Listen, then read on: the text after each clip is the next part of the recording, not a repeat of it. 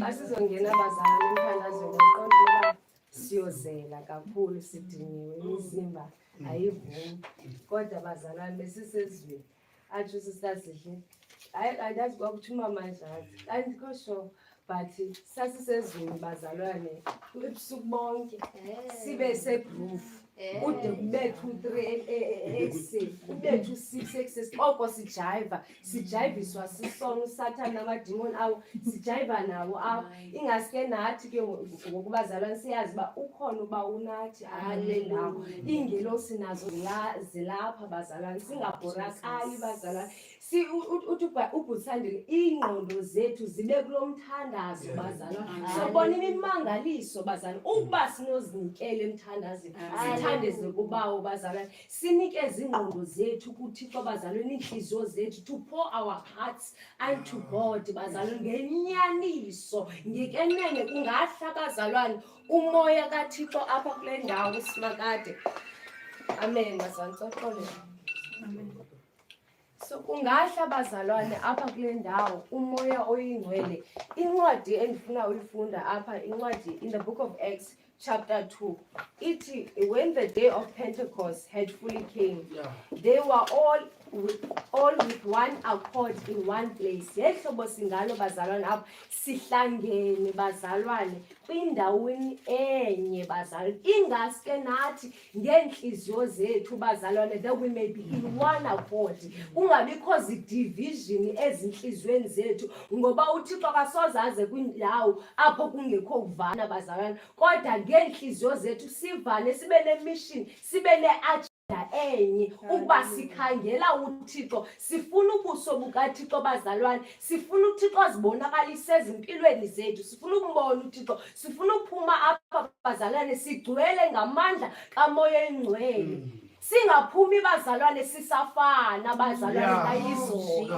kodwa siphume kukhumahluko bazalwane singathi basizokozela apha kanti sophuma kulamnyango siyafana bazalwane that is why ke ukuba funeke sikhe sithandaze ngenhliziyo ngengqondo sizinikele emthandazweni sizinikele bazalwane sibe neagenda enye ukuba sikhangela uThixo that we may seek him diligently bazalwane ngoba ufuna lonto loyo he wants us to seek him continually evermore bazalwane diligently bazalwane ngenhliziyo zethu zonke uThixo ufuna simkhangelela ngengqondo zethu zonke sifune yena uyikhangela ibe ngathi ulahla into encinci ehlathini uyayikhangela. You take your time because that thing is precious to you bazalwane. uThixo ufuna simkhangele ngelo hlobo bazalwane.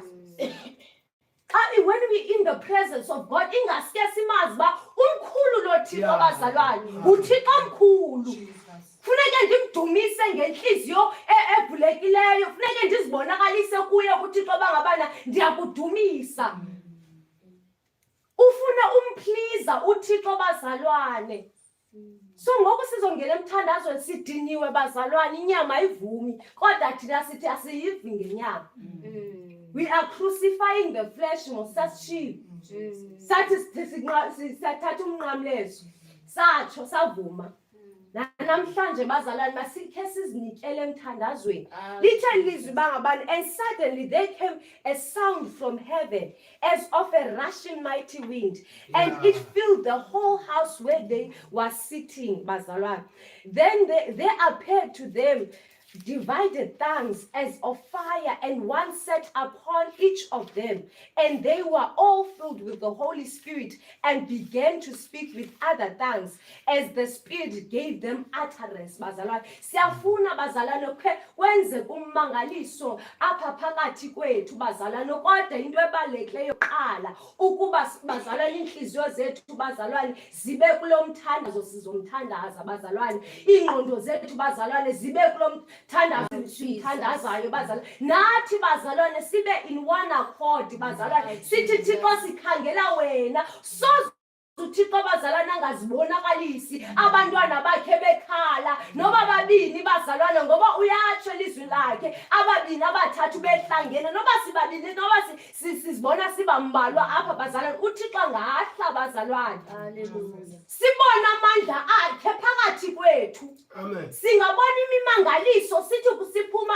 apha ubonakala impendulo ukuba sinozinikele kuthandazeni kuThixo ngokwenyaniso bazalwane singazenzisi kuThixo singabizi hypocrites emthandazweni wethu bazalwane kodwa sithandaze ngenhliziyo umthandazo ozoshifta izinto emkhathini bazalwane kujika izinto bazalwane kube upside down emkhathini usathana abanomsindo kodwa ngoku bazalwane usathana kanomsindo ngexesha lethu ngoba uyayazi uba siyathandaza njengoba esithi ubhusana sibe sicinga ezinye izinto asikho kulo mthandazo.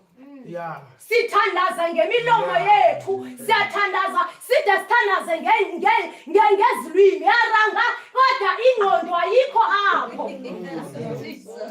Ingqondo ayikho kude bazalwane ingaske simazi ukuba unguye uThixo qala.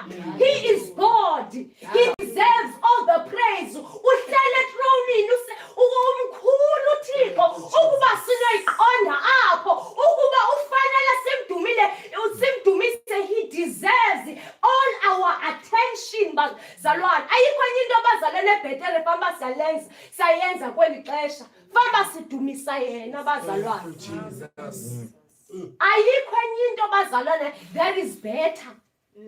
Funeka sidumise yena bazalwane. Masikhe siye bazalwane emthandazweni sicela uThixo bazalwane uba asigcwalise ngamandla kaMoya Ngcwele bazalwane ukuba bazalwane we have grieved the Spirit of God. Sikholise bazalwane uThixo sikholele bazalwane sicela uMoya Ngcwele sikholele ngezono zethu bazalwane masikhe sithandaze bazalwane sicela uThixo bazalwane singene indumiso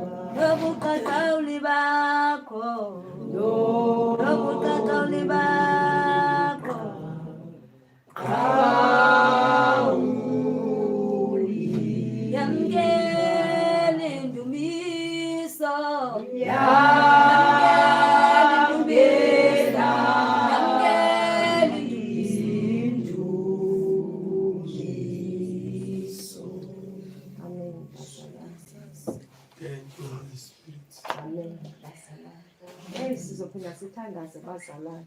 Thixo asincede bazalwane.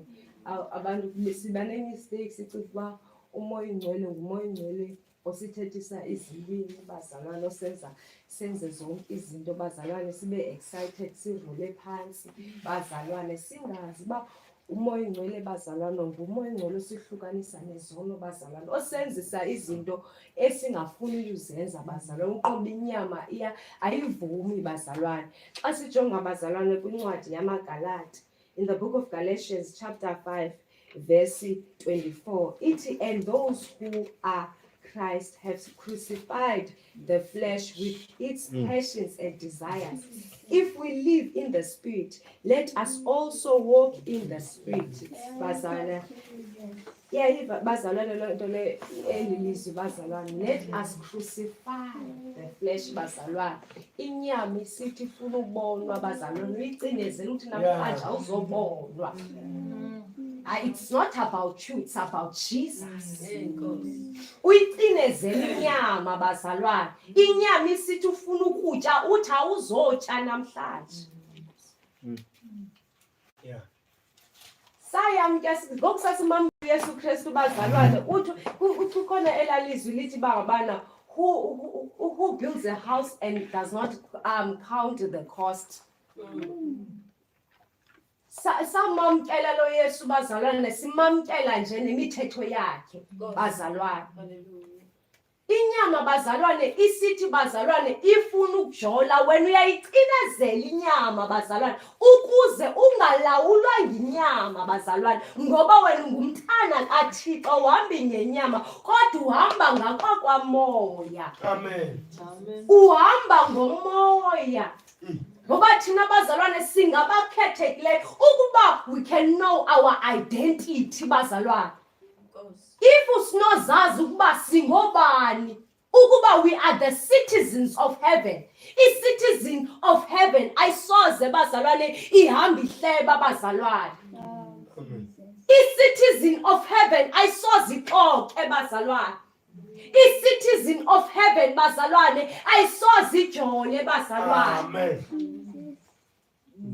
Once we know our identity bazalwane, not ukuziphakamisa kodwa uzazi ba umna ndingumntana kaThixo, kukho izinto ezingafanelekanga umna ndiyazenza ngoba ndingumntana kaThixo, kodwa inyama iye ivuke. Kodwa thina senza ntoni? Seyicinezela inyama ngoba sivi ngenyama, sihamba ngokwakamoya. Amen. Ngoba siphili apha thina bazalwane, we are the citizens of heaven. Amen. Masike bazalwane sicela uThixo bazalwane asipha amandla ukuba sicinezele inyama. Simcela uThixo ahlale sikhumbuza bazalwane ukuba esi sisono uSathane afuna ukufaka kuzo, cinezela sukuphendula lento iyonke ayithethayo. Amen. Cinezela, uyafuna uphendula kodwa cinezela inyama, vala umlomo. Uyafuna uphendula, vala umlomo. Ngoxolisa. Cinezela inyama bazalwana, it is uncomfortable.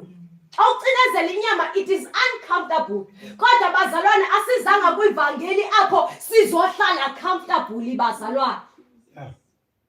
Umoya ingcwele uyakuhlukanisa ukwenzisa izinto bazalwana ongazifuniyo. Akulahlisa izinto ubuzithanda. uyayithanda lento kodwa umoya ngcwele akulahlisa loo nto leyo ngoba ayihambiselani noThixo. Masithandaze bazalwane uThixo asiphi amandla okucinezela inyama ngoba iinkanuko zizovuka apha ekuhambeni. Inyama iyavuka apha ekuhambeni, ivuka inyama ime enkonzweni. Ivuka inyama ime enkonzweni. Masithandaze bazalwane uThixo asincede ukuba sicinezele singabi ngabazalwane abahamba ngenyama kodwa sihambe ngomoya. Father, in the mighty name of Jesus.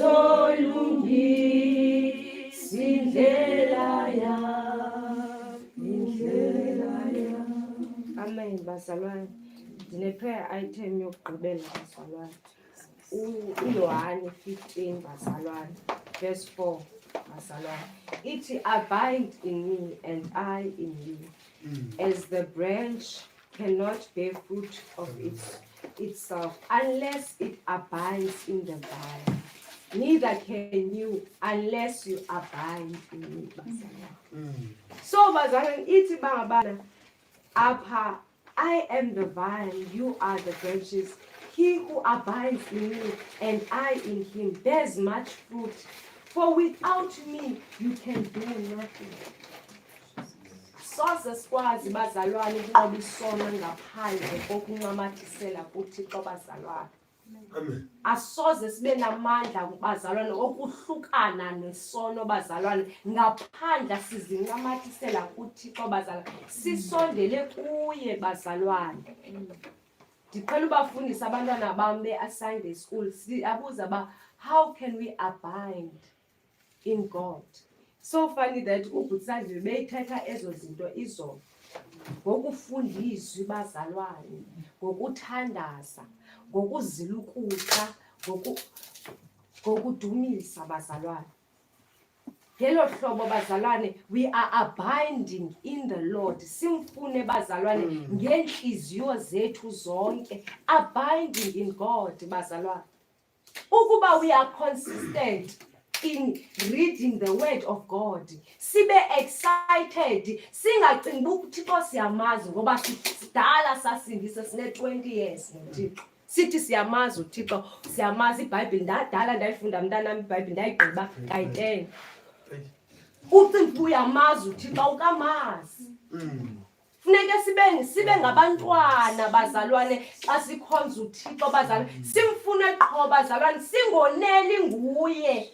Sibe ngabahlwempu ngomoya bazalwane. Amen. Singoneli nguThixo sithi sesiyifundile iBhayibheli kodwa uqomba hey ngaske ndiphinde ndiyoqala kuGenesis ngathi andikamqondi kakuhle uThixo bazalwane. Siphinde simkhangele, sizincamathisele kuye bazalwane. Angabikho bazalwane omnye umhlobo esinawo ngaphandle koYesu. Ungabi nayo i-best friend wena, i-best friend yakho mayibe nguYesu.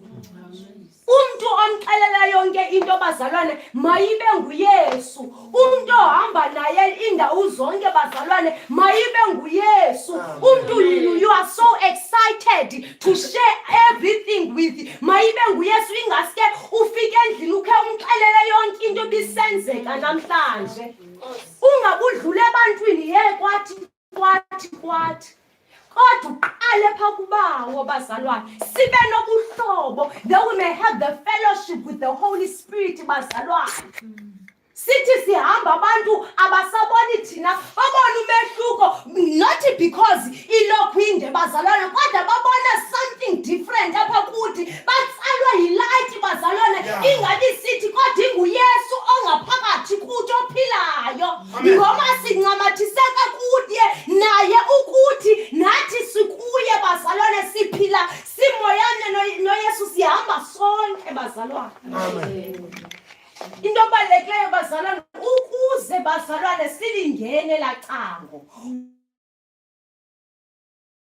Funeke bazalwane sincamathiseke. Hallelujah. Soze uthi hayi ndithandaza iveki yonke bazalwane. Oh Jesus. Awuthandaza iveki yonke uthi hayi andizojola. Viva me, I'm not gonna do it. Sathana bazalwane ufuna loo nto leyo bazalwane asinike ba hayi wena so right ngoku so uphumelele ekukholweni. Masingalawulwa bazalwane inyama, masingasuki kuThixo uSathana, masingamlawuli, masingamyeki bazalwane asisuse kuThixo bazalwane. Ukuba siyayibona bazalwane ii-prayer lives zethu they are dying bazalwane, masiphinde bazalwane siphakamise umlilo bazalwane uThixo asincede. Siyabona uba siyafela. It is not always going to be rose. Akuzoba mandi kokoko bazalwane. Kuzofika ixesha uba uyabanda, uyathandaza, kuyabanda, uva.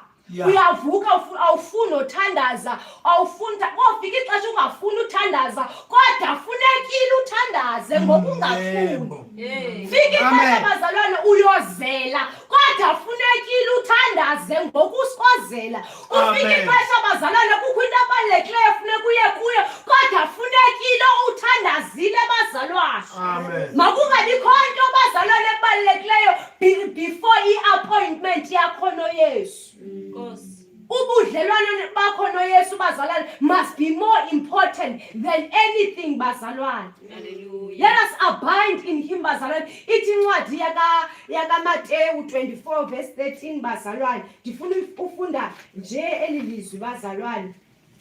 uMateyu 14 Mateyu 24 verse 14 verse 13. But he who endures to the end shall be saved. But he who endures to the end shall be saved bazalwane.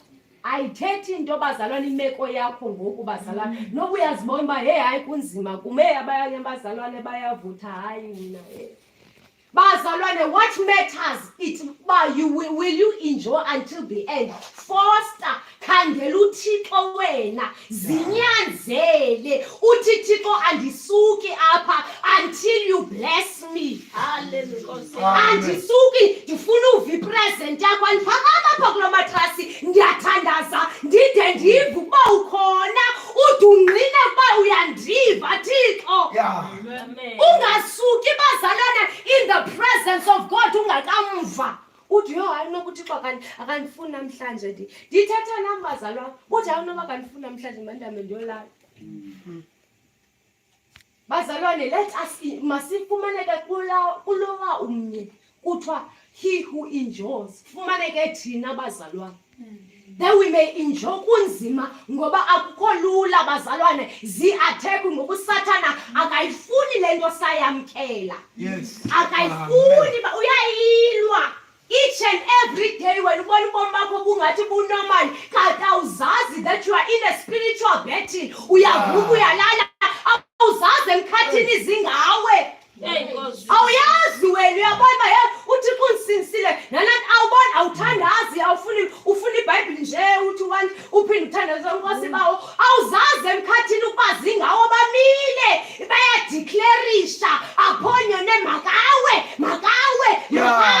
Yes. Amen. Wena urelaxile mzalwane. Bethu 12, bethu 3, bethu 5, bethu 6, bethu 7 ulele mzalwane. Bazalwane funeke let us sibe ngulowana ufumaneka egcineni bazalwane, that endured until the end. Afumaneke worthy, because bazalwane the reason why worthy, it was not easy. That is the reason why it worthy la mzalwane, because bekungekho lula. Ushayiwe yinhlupheko, washaywa zi-heartbreak, warejectwa zifamily, wafumana zonke ubuhlungu, i-attacks, amadimoni bemfikela, kodwa he endured until the end. Wathi ndiyamazi endamamkelayo, ndiyamazi endenza isivumelwano naye, ndamamkela ukuze angene ngaphakathi kum, and ke lawo ndamamkela umkhulu kunowasezweni. Amen. Asithandazeni bazalwane. Hallelujah. Thixo asincede bazalwane. Jesus.